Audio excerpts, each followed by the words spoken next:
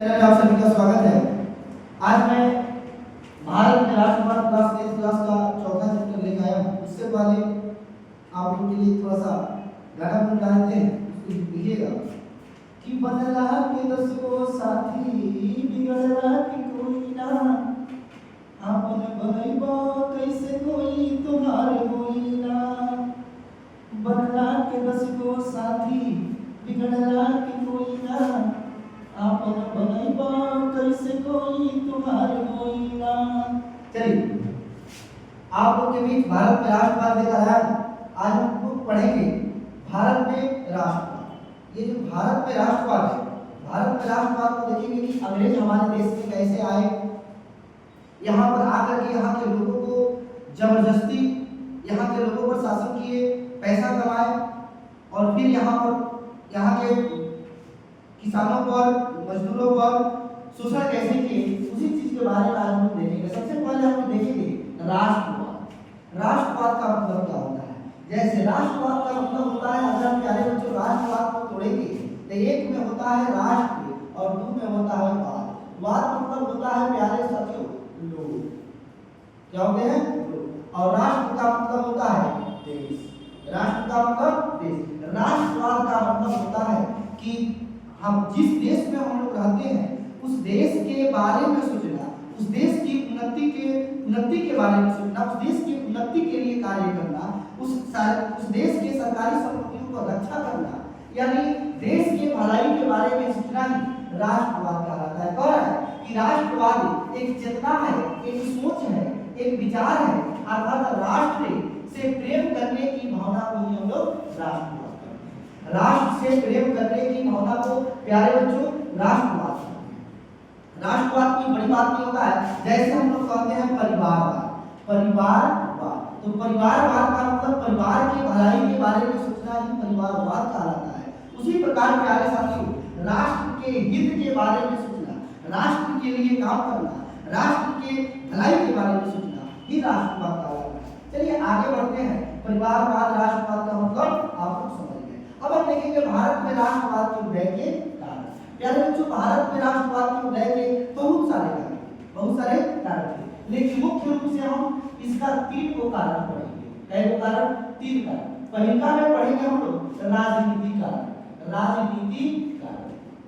प्यारे बच्चों पहला में हम लोग पढ़े राजनीति कारण, दूसरा में अगर हम लोग पढ़े प्यारे बच्चों तो 2 नंबर में होगा आपका आर्थिक कारण, और तीसरा जो होगा प्यारे बच्चों सामाजिक कारण।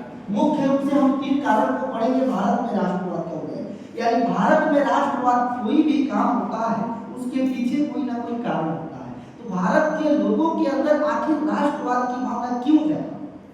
भारत के लोगों के अंदर राष्ट्रवाद की भावना क्यों जगा? भारत के लोग राष्ट्र के बारे में क्यों सोचने पर मजबूर हुए? भारत के लोग अंग्रेजों से क्यों लड़ने पर मजबूर हुए? इसका मतलब है कि उसका 3 कारण था। अंग्रेजों के द्वारा राजनीतिक कारण, आर्थिक कारण और सामाजिक कारण। अगर हम देखें राजनीतिक कारण में प्यारे बच्चों, राजनीतिक कारण में अगर हम लोग देखें तो राजनीतिक कारण में अंग्रेजों के द्वारा यहाँ पर बहुत सारा चीज लोगों के ऊपर थोपा गया। यानी ऐसे समझिए कि राजनीतिक कारण के अंतर्गत भारतीय लोगों पर बहुत अधिक अत्याचार किया गया। वही है आपका यहाँ पर राजनीतिक कारण प्यारे बच्चों।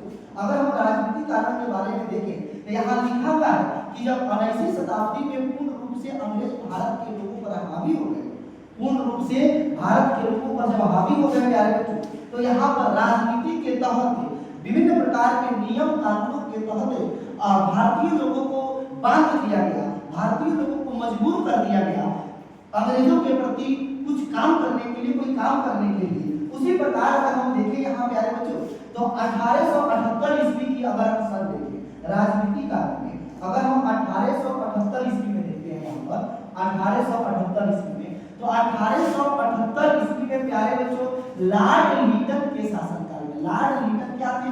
वायसराय थे जो अंग्रेजों के मालिक हुआ करते थे। तो लॉर्ड लिटन एक वायसराय थे। इन्होंने एक वर्नाक्युलर प्रेस एक्ट को पारित किया। वर्नाक्युलर प्रेस एक्ट को क्या किया प्यारे बच्चों? पारित किया। आपसे क्वेश्चन पूछा जाएगा ऑब्जेक्टिव में कि वर्नाक्युलर प्रेस एक्ट कब पारित किया गया? वर्नाक्युलर प्रेस एक्ट क्या होता है? प्यारे बच्चों हम समझेंगे कि 1878 ईस्वी में लॉर्ड लीटन के शासनकाल में क्वेश्चन पूछेगा, तीन प्रकार से क्वेश्चन बनेगा आपका कि लॉर्ड लीटन किसके शासनकाल में वर्नाक्युलर प्रेस एक्ट पारित किया गया था? तो आपका जवाब होगा लॉर्ड लीटन के शासनकाल में।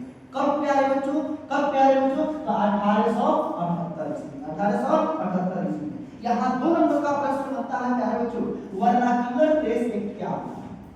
आइए आप समझते हैं, लिखा हुआ है वर्नाक्युलर प्रेस एक्ट एक प्रकार का काला कानून था जो भारतीय प्रेसों के ऊपर लगाया गया था, भारतीय प्रेसों के ऊपर लगाया गया था प्यारे बच्चों।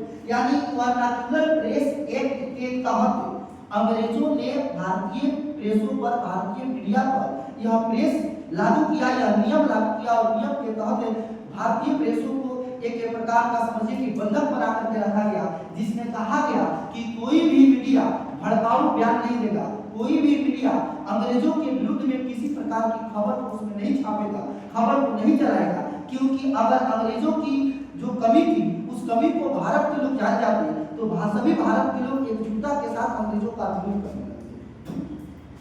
इसीलिए बताया गया प्यारे बच्चों, वर्नाक्युलर प्रेस एक्ट अंग्रेजों के द्वारा ला करके यह बताने या विरोध किया गया है अंग्रेजों को, भारतीय लोगों को, मतलब क्या कहता है, भारतीय लोगों को आपको ऐसे समझिए कि उनको बंधक एक तरीका सा मतलब बना करके भारतीय मीडिया को बताया गया कि आप किसी भी प्रकार के अंग्रेजों के विरुद्ध, अंग्रेजों के खिलाफ, अंग्रेजों की कमियों को भारतीय लोगों के बीच नहीं दर्शाएंगे, नहीं दिखाएंगे, जिससे भारत के लोगों में गलत भावना अंग्रेजों के प्रति नहीं पनपेगा और लोग यहाँ है जैसे है वैसे अपना काम करते रहेंगे। यानी इस पर मीडिया पर प्रतिबंध लगाया गया वर्नाक्युलर प्रेस एक्ट के। आगे बढ़ते हैं प्यारे बच्चों। फिर राजनीतिक कार्य का अंतर्गत 1889 ईस्वी में अगर हम देखें, 1889 ईस्वी में उस समय भी वायसराय लॉर्ड लीटन थे, लॉर्ड लीटन थे। 1889 ईस्वी में प्यारे साथियों आर्म्स एक्ट पारित किया गया, किसके द्वारा? अंग्रेजों के द्वारा। किसके लिए?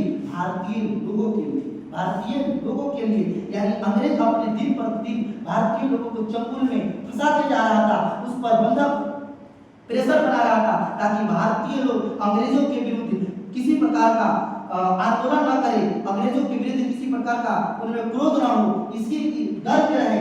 इसीलिए आर्म्स एक्ट पारित किया गया प्यारे बच्चों, आर्म्स एक्ट। अब कहा जाएगा कि आर्म्स एक्ट क्या होता है। प्यारे बच्चों आप पूछिएगा कि आर्म्स एक्ट क्या होता है, तो आर्म्स एक्ट का मतलब समझिएगा।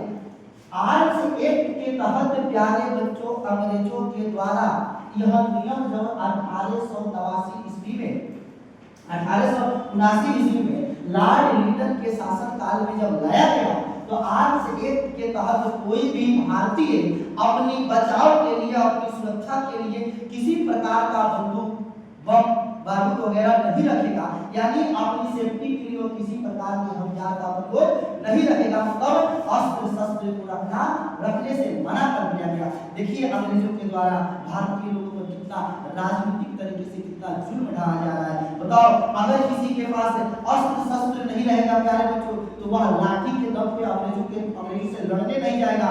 और अंग्रेजों के पास उस समय बंदूकें थी, हथियार वगैरह विभिन्न प्रकार के हथियार था, और भारतीय लोगों के पास कुछ नहीं था। और अंग्रेज चाहता था कि अगर भारतीय लोगों के पास अस्त्र शस्त्र आ जाएगा तो भारतीय लोग हमारा विरोध करेंगे, और विरोध करेंगे तो हम लोग भी मारे जाएंगे।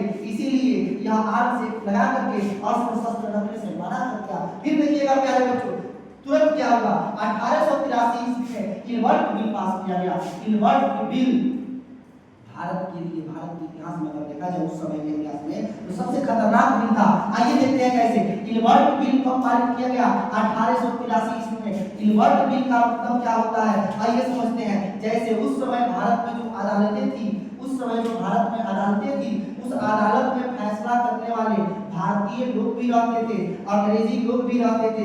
यानी अंग्रेजों का हुकूमत था, कुछ लोग अंग्रेजी हुआ करते थे, कुछ लोग भारतीय लोग हुआ करते थे, और ये दोनों मिलकर के फैसला को सुनाते थे। लेकिन इलबर्ट बिल के तहत प्यारे बच्चों, प्यारे साथियों, अंग्रेजों के द्वारा प्रतिबंध लगाया गया कि अगर भारतीय लोग और अंग्रेज के बीच किसी प्रकार की मुकदमा होता है तो उस मुकदमा की सुनवाई एक ऐसा कोर्ट बनाया जाए, एक ऐसा कचहरी बनाया जाए जिस कचहरी में सिर्फ इंग्लैंड यानी अंग्रेज का आदमी बैठे रहेगा, फैसला करने वाले से लेकर के और विरोध करने वाले से सब कोई यानी वकील जज सब कौन होंगे, इंग्लैंड के आदमी होंगे यानी अंग्रेज का आदमी होंगे। आप बताइएगा प्यारे साथियों, अगर भारतीय लोग में और अंग्रेज में लफड़ा लगे, लड़ाई लगे, तो इस केस का अगर इसका सुनवाई इस कोर्ट में होता, पहले वाला कोर्ट में होता, तो कुछ तो हद तक सही था, लेकिन इलबर्ट बिल के तहत अब इसका फैसला अंग्रेजी लोग करेगा यानी अंग्रेज का आदमी करेगा। तो आप बताइए, जज है अंग्रेज का आदमी और लफड़ा हुआ भारतीय लोग से